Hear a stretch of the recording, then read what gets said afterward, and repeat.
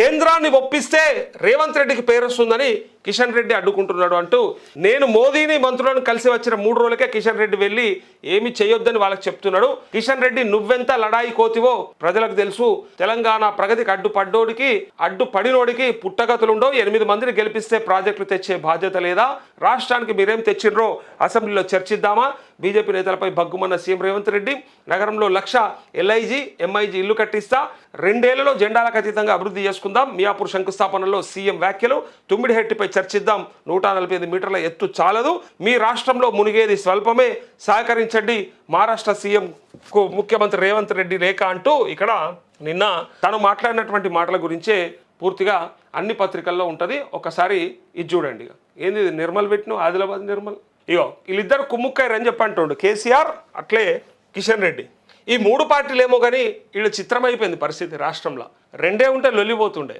సరే త్రిముఖ మంచిదా అంటే ఎట్లా మంచిదో తెలుస్తలేదు కానీ పక్క రాష్ట్రంలో టీడీపీ అట్లే వైఎస్ఆర్సీపీ అయితే వాళ్ళు అయితే వీళ్ళు అయితే ప్రత్యామ్నాయం ఉండొద్దు అని కొంతమంది మాట్లాడతారు. కావచ్చు, ఉండొచ్చు. కాకపోతే ఇక్కడ ఏమైపోయిందంటే ప్రతోడు క్షీర పరీక్ష. మేము వాళ్ళు ఒకటి కాదని చెప్పుకోవడానికి ప్రయత్నం. కాంగ్రెస్ వాళ్ళు ఏం చేస్తారంటే బీజేపీ బీఆర్ఎస్ ఒకటని చెప్తారు. బీజేపీ వాళ్ళు ఏం చెప్తారంటే బీఆర్ఎస్ కాంగ్రెస్ ఒకటని చెప్తారు. బీఆర్ఎస్ వాళ్ళు ఏమంటారంటే కాంగ్రెస్ అండ్ బీజేపీ రెండు ఒకతాను ముక్కలే, వాళ్ళిద్దరూ కలిసి ఈ దేశంలో ఇంకో పార్టీని ఎదగనీయకుండా తొక్కేయాలని ప్రయత్నం చేస్తారని వీళ్ళు చెప్తుంటారు. అందుకే ఇక్కడ 3 పార్టీలు ఏమైపోయిందంటే వీళ్ళకి రాజకీయాలు ఎక్కువైపోయినాయి, పనులు కాదు. ఇలా బీజేపీ 8 మంది ఎంపీలను గెలిపిస్తే నువ్వేం తీసుకొచ్చినావు ఈ రాష్ట్రానికి, ఏం చేసి వచ్చినావు అని చెప్పేసి ఇలా రేవంత్ రెడ్డి అడిగే పరిస్థితి వచ్చింది. అదే వాళ్ళకో వీళ్ళకో ఉంటే వాళ్ళు కలిసి కొట్లాడి తీసుకొస్తుండే. కానీ ఇలా ఒకళ్ళ మీద ఒకళ్ళు నెపం మోపుకుంటా చివరికి బీసీలకు ఇవ్వాల్సినటువంటి 42% రిజర్వేషన్ కూడా ఒకళ్ళ మీద ఒకళ్ళు నెపం మోపుకుంటా ఎవరు చేయకుండా చేస్తారు. ఇగో నిన్న చూడండి ఏమంటాడు, ఇద్దరూ కలిసి అభివృద్ధిని అడ్డుకుంటున్నారు, మీకు చేతనైతే సలహాలు ఇవ్వండి, కాళ్ళలో కట్టెలు పెట్టద్దు. కాళ్ళలో కట్టెలు పెట్టేది ఎవరు? అబద్ధాలు అహంకారంతో డెవలప్మెంట్ అడ్డుకోవద్దని విజ్ఞప్తి చేస్తున్నా. కేంద్ర మంత్రులు బీజేపీ ఎంపీలు రాష్ట్ర ప్రయోజనాలను ఢిల్లీలో తాకట్టు పెడుతున్నారు. గుజరాత్కు గులాములుగా పనిచేస్తున్నారు, వారికి హైదరాబాద్ అభివృద్ధి పట్టదా? మరి నువ్వు కూడా చెప్తివి కదా కేంద్రం రాష్ట్రం మధ్య ఉండాల్సినటువంటి సత్సంబంధాలు ఏవైతే ఉన్నాయో అవి బ్రహ్మాండంగా నెరపాలి. అది ఎవ్వరికీ తెలియదు. కేసీఆర్ ఖరాబ్ చేసిండు, అట్లా కేసీఆర్కి చేతగాలే. బట్ నాకు మాత్రం నరేంద్ర మోదీ ఖచ్చితంగా సపోర్ట్ చేస్తాడంటే ఆయన కూడా చెప్పే, నీకెందుకు నువ్వురా నాతో కలిసి పనిచేయి, డెఫినెట్గా నీకు ఎంత ఇవ్వాలో అంత ఇస్తా అని చెప్పి ఆయన కూడా చెప్పే. అట్లాంటి పరిస్థితులలో మళ్ళీ తీసుకుపోయి ఆలమిందే. ఇది ఎట్లుంటుంది అంటే నోటితో నవ్వి నొసలతో ఎక్కిరించినట్టు ఉంటుంది. మరి కలిసినప్పుడు బ్రహ్మాండంగా నవ్వి, కలిసినప్పుడు మంచిగా అలాయబలాయ చేసుకొని, కలిసినప్పుడు అమారే ప్రియమిత్రు బండి సంజయ్ జీ అని చెప్పిన తర్వాత నో డౌట్ మేమనుకుంటాం మీరంతా కలిసే ఉన్నారు, బ్రహ్మాండంగా కలిసి అభివృద్ధి చేస్తారు అనుకుంటాం. మళ్ళీ బయటకు వచ్చి ఇది ఎట్లా ఉంటుందంటే చేయలేక ఏదో చేసినట్టు అవుతుంది, మనతో కాక ఏదో చెప్పినట్టు అవుతుంది. మోదీని అడిగి మెట్రోకి నిధులు తెచ్చే తెలివి లేదా? ప్రతిపక్షాలు చేసే విమర్శలకు అసెంబ్లీలో చర్చకు మేము రెడీ. అన్ని మోదీయే ఇస్తే, అన్ని కేంద్రమే ఇస్తే నువ్వేంది చెప్పాలి? వడ్లు కొనుడు వాళ్ళే కొనాలి. వీళ్ళు చెప్పే విధానం మొత్తం తర్వాత లెక్కలు తీద్దాం. లేదా ఇక్కడ ఏదైతే వీళ్ళు చెప్పినటువంటి ఇంకా వేరే పథకాలు ఉన్నాయో అన్నీ కూడా మోదీకి లింకప్ అయ్యి ఇక్కడ ప్రాజెక్టులు మోదీయే అప్రూవల్స్ ఇవ్వాలి, మోదీయే నిధులు ఇవ్వాలి, మోదీయే ప్రత్యేక హోదా ఇవ్వాలి అనుకుంటా. ఇట్లా ప్రతిదీ నేను అనేది వడ్లు కొనే కాడి నుంచి మొదలు పెడితే ప్రతి పథకంలా లేదా ప్రతి పనిలా కేంద్రం మద్దతు ఇస్తలేదు, కేంద్రం సపోర్ట్ చేస్తలేదు, కేంద్రం ఇస్తలేదు అని చెప్పి కేంద్రం మీద దోయడమే. కానీ మరి నువ్వేంటిది? మరి అదే కేసీఆర్ మాట ఆనాడు మాట్లాడితే ఆయన ఏమంటివి? బ్రోకర్ కానివా, నువ్వేం చేస్తావు, దళారి కానివా అని అడుగుతుంది.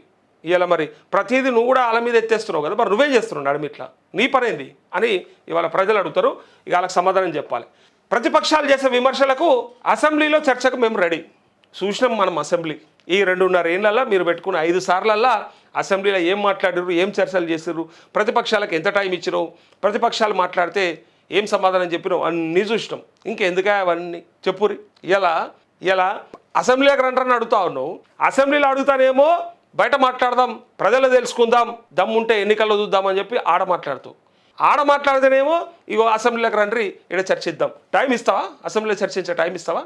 ఆడనేమో బుల్డోజ్ చేస్తారు, ఆడనేమో మైక్ కూడా ఇయ్యరు, ఆడనేమో మాట్లాడే టైం కూడా ఇయ్యరు. ప్రశ్నలకు సమాధానాలు ఉంటాయి, సమాధానాలు కనీసం చెప్తామంటే నువ్వు కూడా ఎక్కడెక్కడో ఎన్నికల ప్రచారం అని తిరుగుతావు. అసెంబ్లీలో లేవు కదా, అసలు చర్చ పెట్టినాడు అసెంబ్లీలో లేకపోతే ఇంకా ఏ చర్చ మీద ఉంటావు నువ్వు? ఏ చర్చ మీద అవకాశం ఇస్తామని ఇలా వాళ్ళు కూడా అడుగుతా ఉన్నారు. ఇగో భవిష్యత్ వారు రాకుంటే బయటకు ఎలా రప్పించాలో మా కార్యకర్తలకు తెలుసు. భవిష్యత్తులో షేర్లింగంపల్లి, కుక్కడపల్లి, కుత్బుల్లాపూర్ పరిధిలో నియోజకవర్గాల సంఖ్య 10కి పెరుగుతుంది. కష్టపడి పనిచేసే వాళ్ళకి ఇంటికి బీఫామ్ పంపిస్తారని వెల్లడి అంటూ ఇక్కడ ఏమంటారంటే, ఢిల్లీలో యమునా నది, యూపీలో గంగా నది, గుజరాత్లో సబర్మతి రివర్ ఫ్రంట్లను కట్టుకుంటుంటే అబ్బా ఆహా ఓహో అంటూ ఇక్కడున్న కిషన్ రెడ్డి డప్పు కొడుతున్నాడు. ఇగో ఢిల్లీలో యమునా నది, యూపీలో గంగా నది, అట్లే గుజరాత్లో సబర్మతి రివర్ ఫ్రంట్ ఉంది కదా, వీటిని కట్టుకుంటేనట ఆహా ఓహో అంటివి కదా కిషన్ రెడ్డి.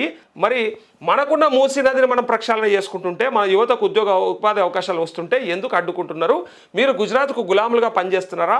గుజరాత్ను అభివృద్ధి చేసుకోవడం మోదీ బాధ్యత అయితే హైదరాబాద్ను, తెలంగాణను అభివృద్ధి చేయాల్సిన బాధ్యత కిషన్ రెడ్డి, ఈటల రాజేందర్, కొండా విశ్వేశ్వరరెడ్డి, రఘునందన్ రావులకు లేదా అంటూ సీఎం రేవంత్ రెడ్డి అంటున్నట్టుగా నిన్న ఈ సభకు నిన్న ఇక ఎంతమంది అటెండ్ అయితే ఎంతమంది కుర్చీలు ఖాళీ ఉన్నాయి, అంటే ఎన్ని కుర్చీలు ఖాళీ ఉన్నాయి, పైగా అటు మాట్లాడుతుంటేనే ఇటు పక్క ఎంతమంది వెళ్ళిపోతున్నారు, అదంతా కూడా సోషల్ మీడియాలో వీడియోలు ఉన్నాయి. అయితే నేను మాట్లాడినటువంటి మాటలల్లో మనం ఒకటి రెండు డెఫినెట్గా చూడాలి.